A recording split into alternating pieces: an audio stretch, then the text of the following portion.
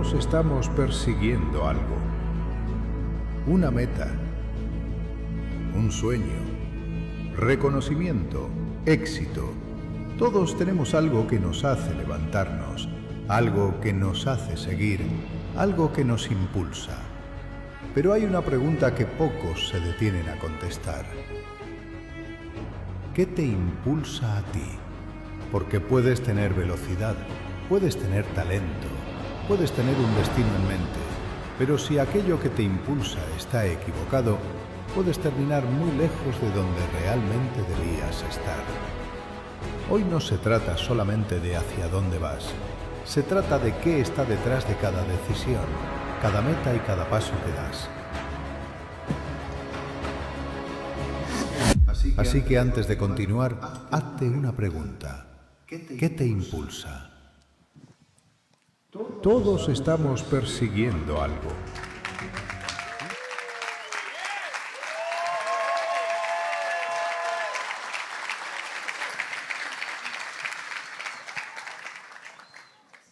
Yo estoy tan contento de estar aquí con ustedes, no tienen idea, cuando el pastor Sammy me pide el participar, cuando un amigo llama a otro amigo, uno siempre quiere decir que sí. Pero yo tenía esta alegría porque sabía que iba a estar con un grupo de hombres reunidos en un solo cuarto y estábamos aquí cantando acerca del Rey que vive, y hay algo poderoso en eso, hay algo poderoso en eso. Pero también yo sabía que usualmente aquellos que conocen a Iron Man tienen un chant, un grito, y ellos dicen Iron Man.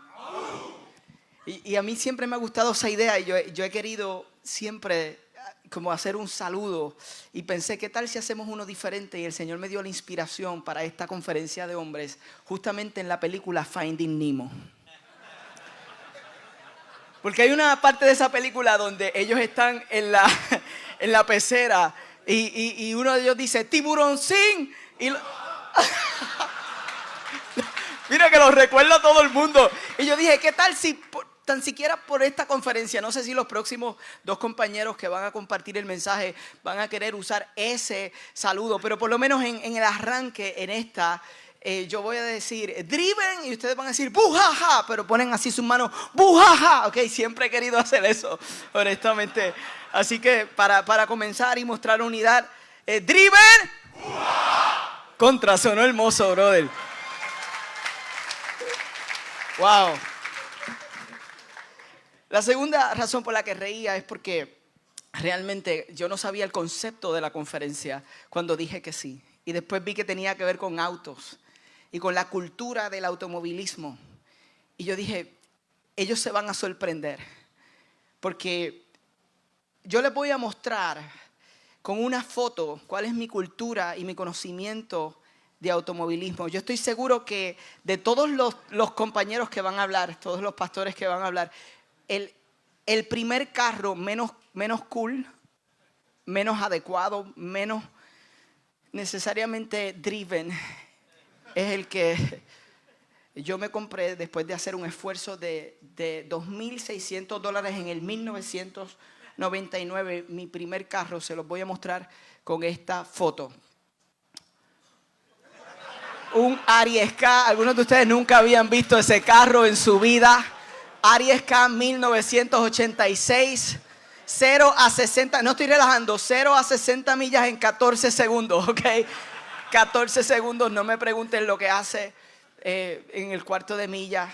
Considerado uno de los carros menos cool en la historia de los carros. Se lo compré a un americano en Isla Verde. Me dijo, no, yo lo uso más que 6 meses. 6 meses estoy en Puerto Rico, y lo llevé a mi casa. Y cuando yo salí afuera a mirar un poco y a conocer sobre la cultura, realmente este carro, que en mi escuela le pusieron nombre, le llamaron el Grandpa, el abuelo, le llamaron el Grandpa, honestamente.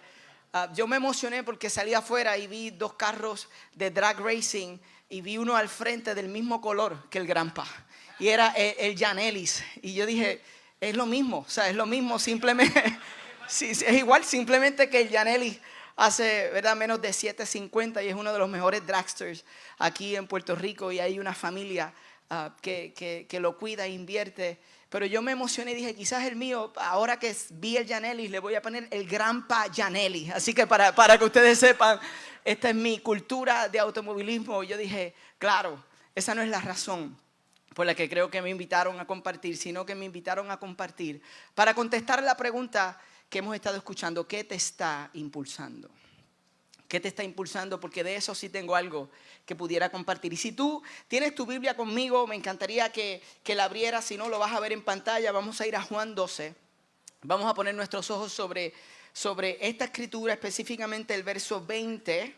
El verso 20, comenzando ahí para escuchar lo que el Señor quiere decirnos para comenzar esta conferencia. Entre los que habían subido a adorar en la fiesta, habían algunos griegos. Estos se acercaron a Felipe, que era de Betsaida, de Galilea, y le pidieron: Señor, queremos ver a Jesús. Felipe fue a decírselo a Andrés y ambos fueron a decírselo a Jesús. Este evento ocurre justamente a una semana de la crucifixión de Cristo. Él acaba de llegar a Jerusalén, le han puesto palmas en el suelo, él viene montado sobre un pollino.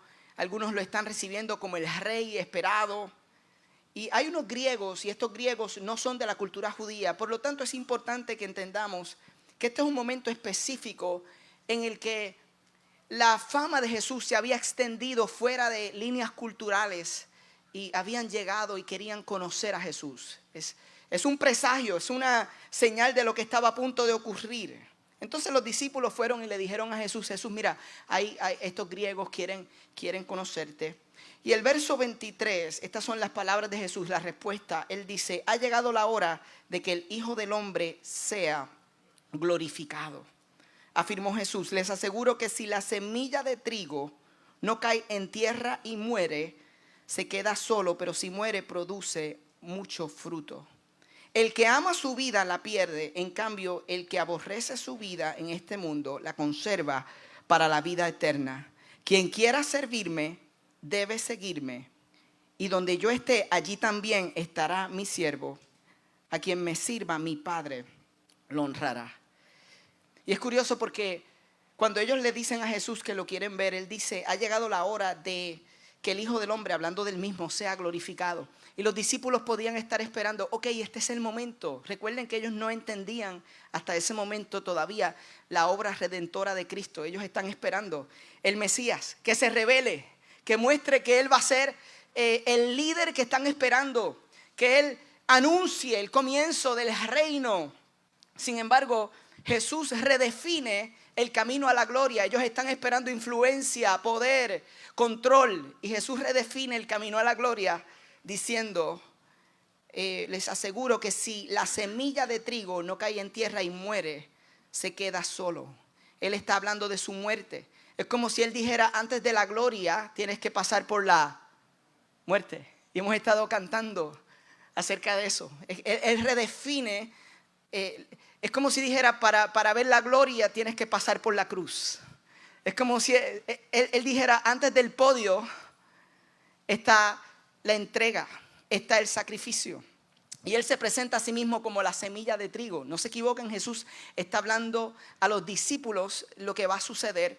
Y luego de eso, Él dice que si no muere, se queda solo. Esto es una señal para nosotros que el sacrificio, que la cruz siempre fue su plan.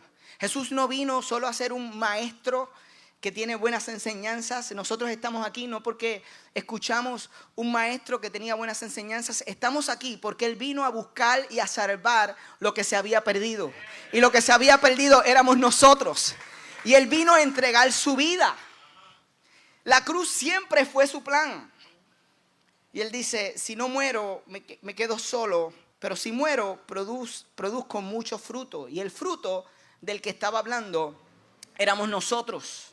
El fruto son todos aquellos hombres y mujeres que han creído en todas las naciones del mundo, en quien Él dijo que era, luego de su muerte y resurrección, aquellos que han puesto su confianza en Él, aquellos que son considerados sus discípulos. Y dice algo que me llama la atención: el que ama su vida la pierde. Quisiera que pusieras tus ojos sobre esas palabras un momento. El que ama su vida la pierde. ¿De qué está hablando Jesús? Porque entonces Él va a hablarnos a nosotros como discípulos. Deja de hablar de Él para hablarnos a nosotros, para decirnos algo. El que ama su vida la pierde. Está hablando de alguien que vive para protegerse, para complacerse, para promoverse, para mantener el control de su vida. Es alguien, en palabras sencillas, que vive para sí mismo. Es alguien que en lugar de vivir para Dios y para otros, quien está en el centro de su vida es Él mismo. Si lo llevamos a la carrera, Él está en el volante. Él toma todas las decisiones.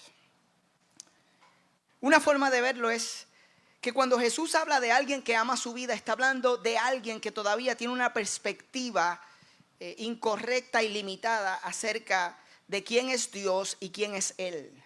Yo recuerdo tener esta perspectiva limitada porque crecí escuchando que Dios quiere bendecirme, que Dios quiere llenar mi vida y que cuando yo oro Dios me escucha y que Él suple mis necesidades. Y todo eso es cierto, pero en mi mente, en mi juventud, yo pensaba, no lo había puesto de esta forma, pero el pensamiento que guiaba mi vida era: Dios existe para mí. Y esa es una versión bien limitada de quién es Dios y quiénes somos nosotros. Pero con el tiempo fui entendiendo su gracia inmerecedora, lo que Él hizo por mí. Y me di cuenta que la forma correcta de pensar era: yo existo para Dios. Y eso es diferente. Si tú estás aquí y piensas que Dios existe para ti, todavía hay una invitación de Él a conocerlo. Porque cuando tú lo conoces verdaderamente, tú te das cuenta: no, espérate, yo no merezco nada. Yo existo para Él. Así que Jesús quería que nosotros supiéramos que el que ama su vida la pierde. Y yo te pregunto, ¿cuándo comenzaste a perder tu vida? Yo sé cuándo esto comenzó a pasar en mí, aún habiendo puesto mi fe en Jesús y aún habiendo conocido quién era Él. Hubo una temporada en mi vida en la que empecé a perder mi vida. En el contexto del que estamos hablando, puse mis manos sobre el volante. Y recuerdo que comenzó a suceder en el 2019. En el 2019 todas las luces en el dashboard de mi carro se encendieron, todas. No solamente la de check engine, sino todas. Recuerdo que empecé a sentir una tristeza profunda, un tono de tristeza que no podía identificar. Y aunque yo hablaba de esperanza, en mi corazón habían cosas que habían muerto y no podía identificar exactamente qué era. Y desde el 2019 comenzó a ocurrir un cambio en mi corazón. Pero yo hice lo que nosotros hacemos con las luces que se prenden en nuestro dashboard. ¿Qué hacemos? La ignoramos. No, eso es nada, eso yo lo llevo a cambiar el aceite y filtro ahorita. ¿Cuántos de ustedes han ignorado las señales que Dios ha puesto en su corazón? Nosotros los hombres tenemos una fama y es que ignoramos las emociones que llegan a nuestra vida. Y la realidad es que Dios nos sensibiliza, pero hay veces que nosotros caminamos sin esa sensibilidad. Y tenemos emociones que Dios nos dio con propósito, ¿no? Y nos sentimos de una forma y ignoramos esas cosas. Y me sucedió que llegué a un momento en el 2021, después de la pandemia y después de haber lanzado, en mi caso, varios campus junto a un equipo de nuestra comunidad en Mar Azul, después de un gran trabajo para el Señor, me encuentro deseando quitarme del servicio, quitarme del liderazgo. Recuerdo que yo no tenía ganas de ir a ninguna reunión, de dirigir nada. En mi casa me estaba riendo menos que nunca. Una de las razones por las que me di cuenta que algo estaba profundamente mal es porque aquellos que estaban en mi casa estaban pagando más fuerte. Realmente me encontraba diciendo: Señor, si tú quieres que yo haga cualquier otra cosa, yo la hago. ¿Tendrás algún líder para continuar la iglesia? Porque después de todo es tuya, no es mía. Y fue el momento en el que fantaseé con la idea de hacer otra cosa y entregar todo lo que el Señor había puesto en nuestras manos para liderar, porque porque me encontraba vacío y acabado. El que ama su vida la pierde. Di conmigo, la pierde. Sin embargo, en ese proceso, el Espíritu Santo, que no se equivoca, usó a mi esposa. Quiero que tú sepas que yo conozco la voz del Espíritu Santo y se escucha como la de Cristina. Amén. Algunos de ustedes saben lo que yo estoy diciendo. ¿Por qué no aplaudimos y agradecemos a Dios por nuestra esposa? Y tú dices, yo estoy aplaudiendo, pero yo no tengo una esposa. Ora que el Espíritu Santo te muestre la correcta. Y que venga con sabiduría. Y oró. Ella oró y dijo, Señor, métele las manos. Se fue de casa un sábado. Yo estaba buscando desesperadamente al Señor. Ella sale. Oró, Señor, métele las manos. Y literalmente sentado en una silla, leyendo la palabra y un libro, yo escuché el Espíritu Santo. Y lo escuché como desde adentro. O sea, no fue una voz audible. Pero es escuchar algo más inteligente que tú, que me dijo, te tienes que detener. Y es ahora. Porque quiero trabajar en tu corazón. Y yo lo tomé bien en serio y cuando mi esposa llegó le dije, Cristina, ¿sabes lo que el Señor me ha dicho? Que me tengo que detener y es ahora. Y ella empezó a llorar, me abrazó y me dijo, yo le oré al Señor que te metiera las manos. Y te metió las manos. Y eso es lo que vamos a hacer. Y hablamos con nuestro equipo y le dijimos, mira, estas son las luces que tiene mi dashboard. Y aquellos que estaban en mi garaje, porque es importante que tú entiendas que necesitas... hombre que estás aquí, personas en tu pit, personas que van a caminar contigo, que van a acompañarte en el proceso del diagnóstico de lo que está sucediendo en tu alma. Sabes que la fe que nosotros profesamos nunca fue para vivirla sola. Amén. Y aquellos que lideraban conmigo fueron mis amigos y mis hermanos y me dijeron, te vamos a cubrir. Y yo entré en un proceso de 3 meses que se conoce como una sabática, como un detente en nuestra línea de trabajo. Y allí, junto a un equipo, y traigo esta soga porque algunos de ustedes saben que nosotros hemos estado corriendo amarrados por la cintura para simbolizar. Algunos hicieron ¡wow! Porque parece que corren con la soga. No te abochornes de ser de la soga. Si eres de la soga, hazlo ahí. ¡Wow! ¡Driven! No, estaban dormidos. ¡Driven! Ok, nosotros decimos, salimos juntos, llegamos juntos, nos amarramos a correr. Y en aquel momento yo tuve amigos con los que pude amarrarme. Tuve mentores en el proceso. ¿Y por qué te lo digo? Porque en este proceso lo que vas a escuchar hoy, lo que Dios va a poner en tu corazón, no va a terminar hoy. Hoy comienza quizás una nueva etapa en tu trazada. Pero esa etapa y esa trazada requiere de que te amarres con otras personas que traigan sabiduría a tu vida. En mi caso, tuve un líder, pastores que me rodearon en el proceso, leí libros, tuve todo un proceso que terminó en una cabaña buscando directamente el procesar lo que encontré. Y les digo brevemente qué encontré en esos 3 meses y lo resumo de esta forma. Encontré una lista de dolores que no había procesado bien. Yo le llamo la lista de dolores. Es como si llevara el carro al taller y el diagnóstico fue, tú tienes esto, esto y esto que nunca lo procesaste. Ahí estaba la muerte de mi papá, estaban situaciones en el liderazgo que pasan en cualquier momento de cualquier contexto de trabajo. Habían situaciones con mi familia que tenían que sanar. Y se prendieron todas esas luces, salió en el escáner todo lo que tenía y me di cuenta que lo que yo estaba haciendo es que sin darme cuenta, ¿ok? Porque esto pasó sin darme cuenta, entendí que había dejado de vivir y correr para Él y había comenzado a correr para mí. Que estaba tan afectado por esos procesos que no había manejado bien, que decidí protegerme, que decidí llamarle sabiduría, alejarme de las personas, dejé de amar rápido, dije, no quiero que me vuelva a suceder. Y lo que hice en breve, y te lo resumo, fue que las cosas que me pasaron, empecé a mirarlas y empecé a decir, me van a pasar en el futuro. Empecé a proyectar el dolor pasado en el futuro. Y empecé a decir, pues yo tengo que protegerme. Y dejé de confiar en la dirección de Dios y que Él es mi protector y que Él es mi cuidador. Y en ese proceso el Señor me mostró que yo necesitaba morir nuevamente a mí mismo. Porque el que ama su vida, la pierde.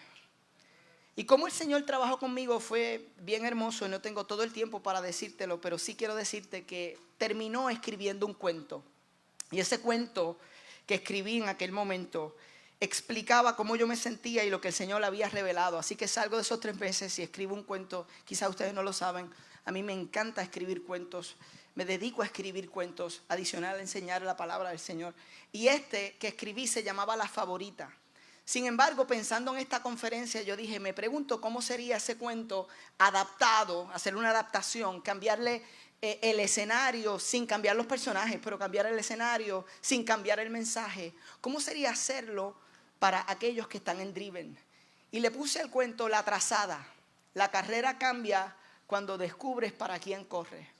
Y le pedí a mi hijo Daniel, del cual estoy orgulloso y agradecido del Señor, porque es un hijo que ama a Dios y ama a sus padres. Y hoy él no está aquí presente, pero yo le dije, él está estudiando para hacer composición musical de películas. Y yo le dije, Daniel, ¿tú pudieras hacer una composición musical para yo leer el cuento que acabo de escribir para la conferencia, adaptar, que se llama La Trazada? Y él me dijo, claro que sí. Y yo le dije, hazlo bien F1, tú sabes, una cosa bien brutal. Y él me dijo, lo voy a hacer. Y me lo entregó ahorita. Así que yo no sé cómo vamos a hacer esto, pero yo voy a pedirle ya mismo a producción que le dé play. Y cuando le dé play yo voy a comenzar a leer el cuento. Pero a mí me encantaría que tú tuvieras la oportunidad de usar tu imaginación y pedirle al Señor, Señor, despierta la imaginación que me has dado y trata de encontrar qué el Señor quiere decirte en este cuento. Maestro.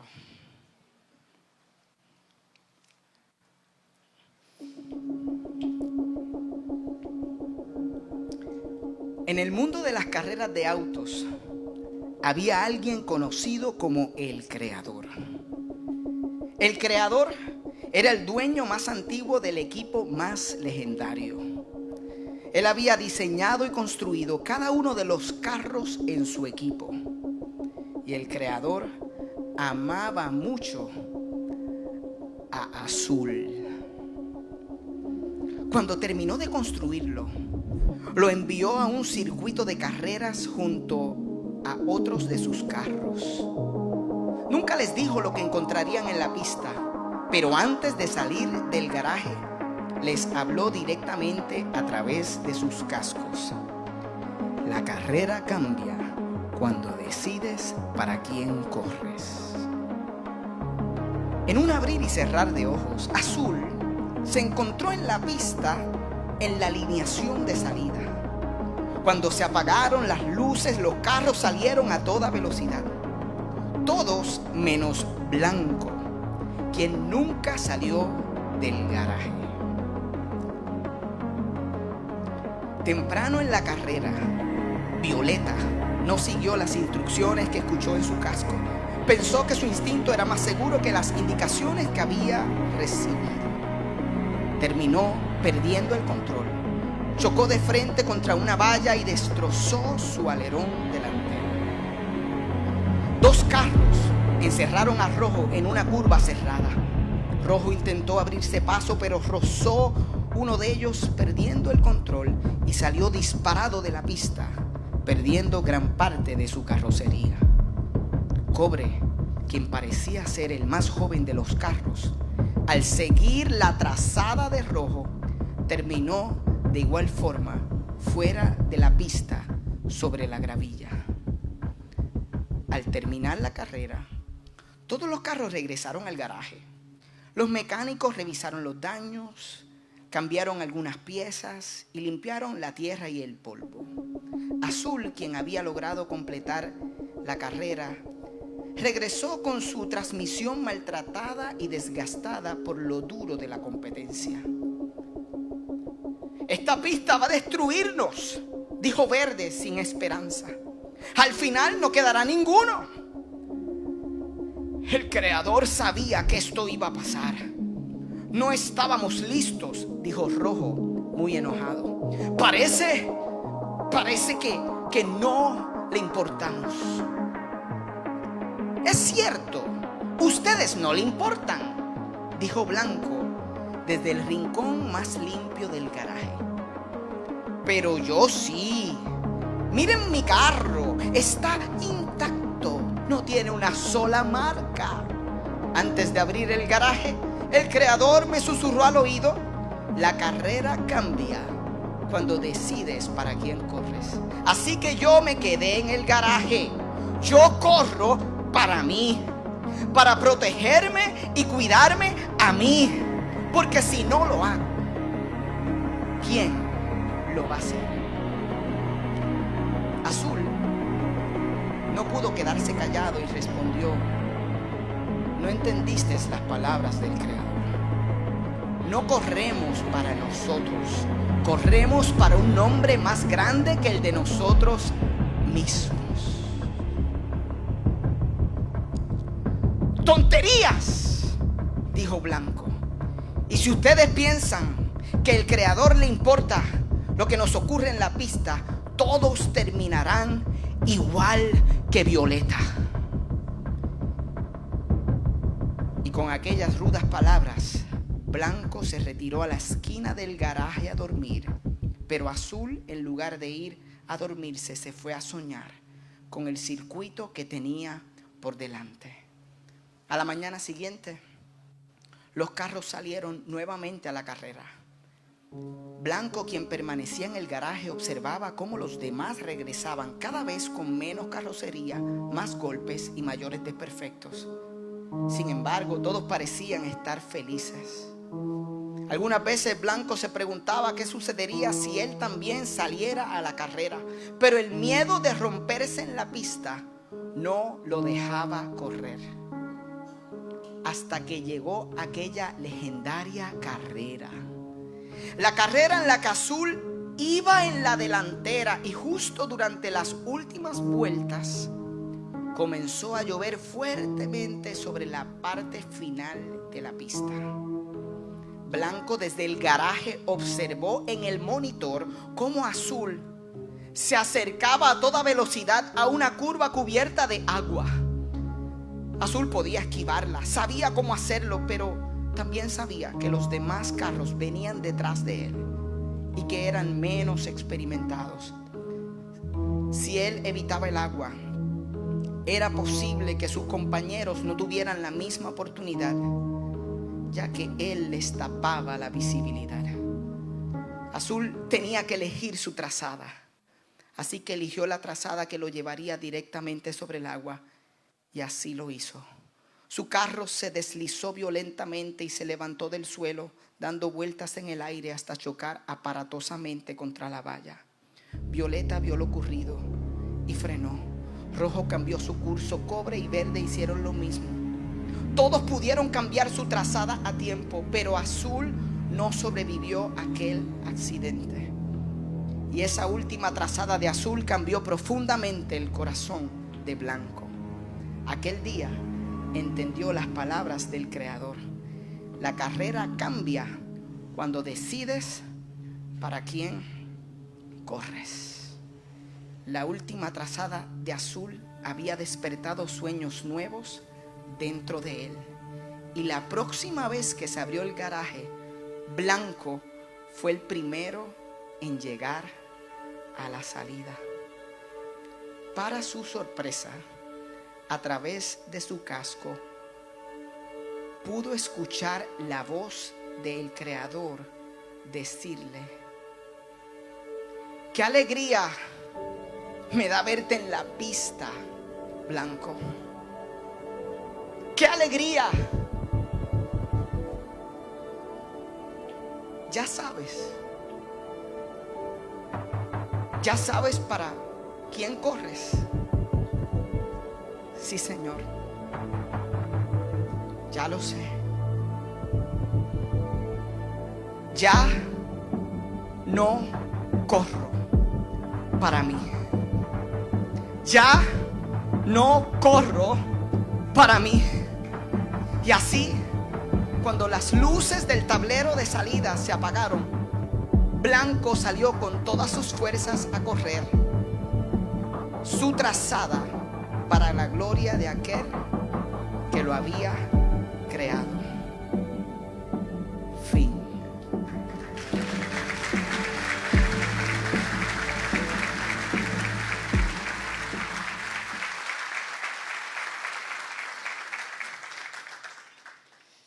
El verso 25, de donde comenzamos, dice: el que ama su vida la pierde. En cambio, el que aborrece su vida en este mundo la conserva para la vida eterna. Quiero ir a esas últimas palabras que le pregunta el Creador, que le dice el Creador a Blanco: ¿ya sabes para quién corres? Y él contesta: ya no corro para mí. Porque esa es la decisión que tú tienes que tomar hoy. Y durante las próximas conferencias estoy seguro que el Señor va a seguir hablando a tu corazón para que tú puedas tomar la decisión hoy que va a cambiar el resto de tu trazada. By the way, la trazada es el racing line, la línea que escoge un piloto en su carrera para hacerla más eficiente y más efectiva. Me parece escuchar las palabras de Pablo cuando salgo del proceso de los 3 meses. Nuevamente podía decir con seguridad mi verso de vida, Gálatas 2:20, que dice: con Cristo estoy juntamente crucificado. Ya no vivo yo, mas vive Cristo en mí. Y lo que ahora vivo en la carne, lo vivo en la fe del Hijo de Dios, que me amó y se entregó a sí mismo por mí. Y quizás tú necesitabas hoy escuchar eso. Que la trazada de tu vida consiste, la mejor trazada, en entregarle el volante. Es morir a tus deseos y tus temores para que los deseos de Dios puedan nacer en tu vida y puedan transformar tu vida. Y ahí está. Termina diciendo: quien quiera servirme debe seguirme. Y es importante que tú sepas que ninguno de los que está en este lugar hoy hablando quiere que salgas de aquí pensando que tú tienes que hacer más para que Dios te ame más, que tu trazada comienza con hacer algo para el Señor. No, dice ahí: el que quiera servirme debe primero seguirme. Quiere decir que lo que Él anhela es que tú pongas tu confianza en Él, para que Él sea el que trace la línea de carrera de tu vida. Eso es lo que hace un discípulo. Dice: tú traza la línea, que yo voy detrás de ti, yo voy a seguirte. Y termina diciendo: donde yo esté, allí también estará mi siervo. Y yo quiero decirte dónde está Jesús. Jesús está amando, Jesús está reconciliando, Jesús está perdonando, Jesús está construyendo la vida de los demás en lugar de estar enfocados en construir nuestra vida.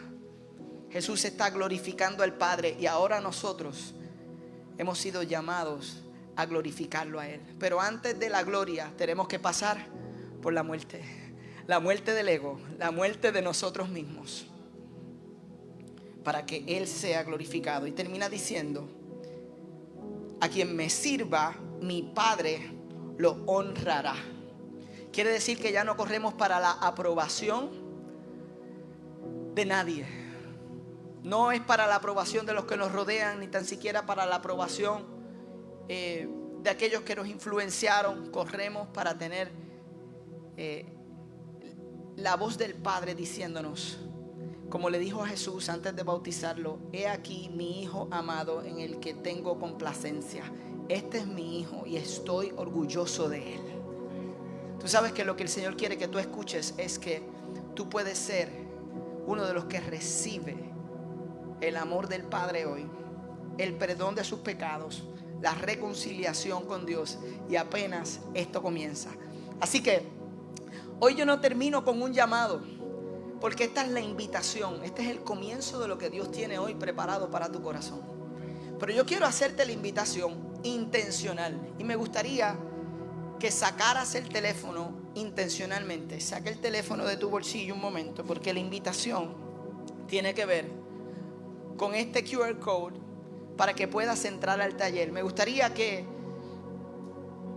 si puedes, recibas la invitación, porque cuando abras y escanees ahí, y quizás si tú no lo puedes hacer, y no escanea muy bien, después puedes ir a latrazada.com.